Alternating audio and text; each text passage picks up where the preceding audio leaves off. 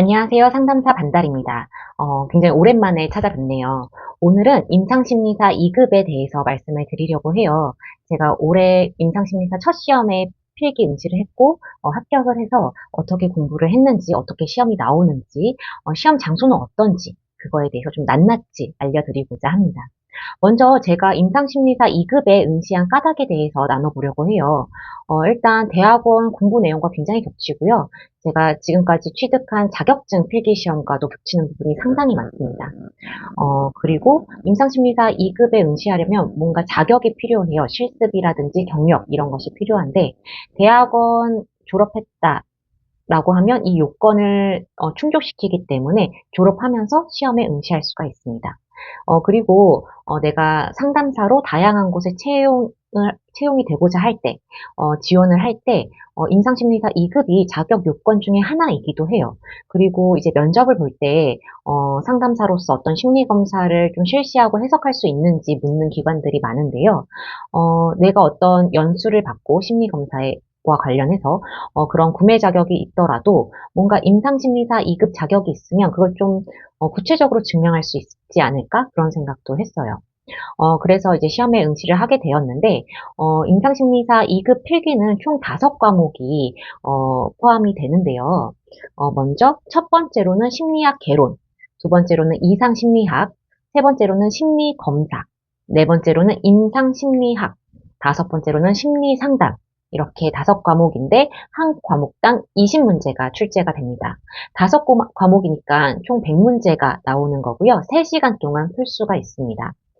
임상심리사 2급에 응시할 수 있는 자격에 대해서 좀 간략하게 말씀을 드리자면 첫 번째로는 임상심리와 관련해서 1년 이상 실습을 받은 자로서 대학 졸업 예정자 또는 대학 졸업자, 그러니까 전공은 상관이 없어요. 대신에 임상심리와 관련해 1년 이상 실습을 받아야 되는데 이 실습을 충족해주는 기관들이 있어요. 학원처럼. 그런데 좀 비용을 좀 지불을 해야 되겠죠. 그 외에도 석사 학위가 있으면 실무 경력 2년이 있다라고 인정을 해줘요. 그러니까 뭐 실습을 따로 받을 필요 없이 대학원 석사 학위가 있다라고 하면 바로 응시할 수 있는 거예요. 학과명에는 심리 상담 치료라는 단어가 꼭 들어가 있어야 되는데, 예를 들어 직업 상담과 같이 심리학 분야와 명확히 거리가 먼 학과는 인정이 불가하다라고 제시되어 있어요. 그러면 임상심리사를 저는 어떻게 공부를 하였나? 라고 한다면 인터넷 강의를 들었습니다. 인터넷 강의를 들은 이유는 제가 이 시험을 준비하는 기간이 좀 굉장히 좀 바쁜 시기였어요. 아이들도 방학이었고 논문이 아직 채 마무리가 안 됐고 또 다른 기관에 취직하기 위해서 계속 지원을 하던 시기여서 내가 뭔가 각 잡고 공부하기는 힘들겠다라던 시기에 어떤 분이 임상심리사 그냥 뭐 일주일 만에 합격할 수 있는 인터넷 강의가 있다라고 해서 추천을 해주셨어요. 근데 이건 내돈내산이고 이제 뭐 정보는 공유를 해드리겠는데 판단은 여러분이 하셔야 됩니다. 김덕희 교수님이라는 분이 하는 강의인데 시험에 나오는 것만 좀 찍어주는 스타일이에요. 그러니까 이거에 대해서 내가 정말 깊이 공부를 한다. 그것과는 좀 관계가 없고요. 사실 필기 시험 정도는 내가 이걸 좀 전공을 했다? 또는 뭐 청소년 상담사라든지 아니면 다른 상담 심리 관련 자격증 필기 시험을 공부한 이력이 있다라고 하면 굳이 이분의 강의를 들을 필요는 없다. 대신에 최근 기출 문제를 문제집을 사서 풀어보면은 된다. 그걸로도 충분히 합격할 수 있다라고 말씀을 해드리고요. 제가 이 인강을 신청한 것의 또 한 가지 이유가 임상심리사 2급이 필기는 굉장히 붙기 쉬운데 실기가 합격하기 어렵다라고 하더라고요. 그래서 실기를 좀 인강의 도움을 받으려고 했어요. 근데 필기 플러스 실기를 하면은 좀 인강 그 수업료가 좀 저렴해지더라고요. 그래서 한번 필기를 한번 같이 수강을 해볼까? 라던 생각으로 필기 시험도 인강을 들었고요. 그리고 이 임상심리사 필기 시험을 볼 때 정말 꿀팁 알려드리자면 이게 CBT예요. 컴퓨터로 시험을 보는 거기 때문에 자리가 많지 않을 수 있다. 그러니까 공고가 열리는 첫날 시험 신청을 해야지 내가 원하는 장소와 시간에 시험을 볼 수 있다. 이걸 꼭 유념해 두시고요. 또 시험 장면이 어떤지 좀 제가 안내를 해드릴게요. 먼저 핸드폰을 맡기고 들어가면 굉장히 큰 강당 같은 컴퓨터실에서 산업인력공단에서 주최하는 기사 시험 응시자들이 많이 들어와 있어요. 그러니까 다른 사람의 컴퓨터 화면이 보이긴 하지만 그 사람은 저와 다른 시험을 보시는 분인 거예요. 그러니까 뭐 컨닝은 원칙적으로 안 되는 구조고요. 또 자기 거를 컴퓨터로 다 풀면 나갈 수가 있어요. 3시간 시험인데 저는 1시간 보고 나왔거든요.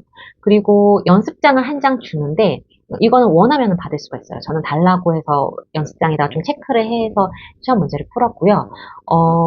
대신에 필기도구, 펜이라든지 연필은 본인이 가져가셔야 됩니다. 그리고 어떤 문제가 나왔는지 적어갈 수 있느냐? 그럴 수 없어요. 연습장은 나가면서 반납을 하고 나와야 합니다. 제가 한번 쭉 풀고 100문제를 그리고 다시 한번 좀 헷갈리는 것들을 좀 생각하면서 다시 한번 풀고 그래서 1시간 정도가 걸렸어요. 그리고 시험 완료를 누르면 바로 내 점수가 뜹니다.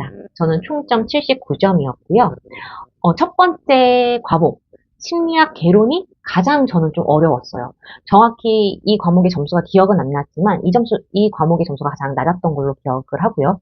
또 마지막 두 과목 임상심리학과 심리상담 이거는 정말 최근 기출과 거의 똑같은 문제가 많이 나왔어요.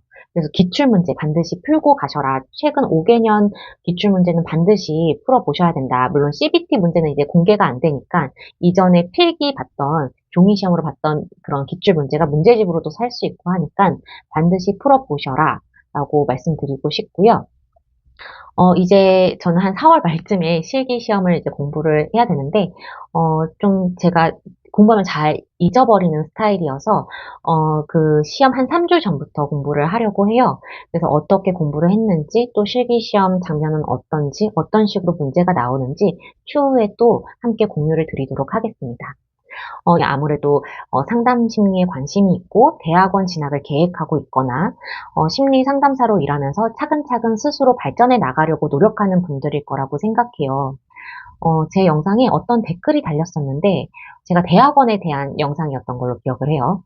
이렇게 대학원 힘들고 논문 쓰기 힘들다면서 대체 대학원은 왜 다니는 겁니까? 라는 내용이었어요.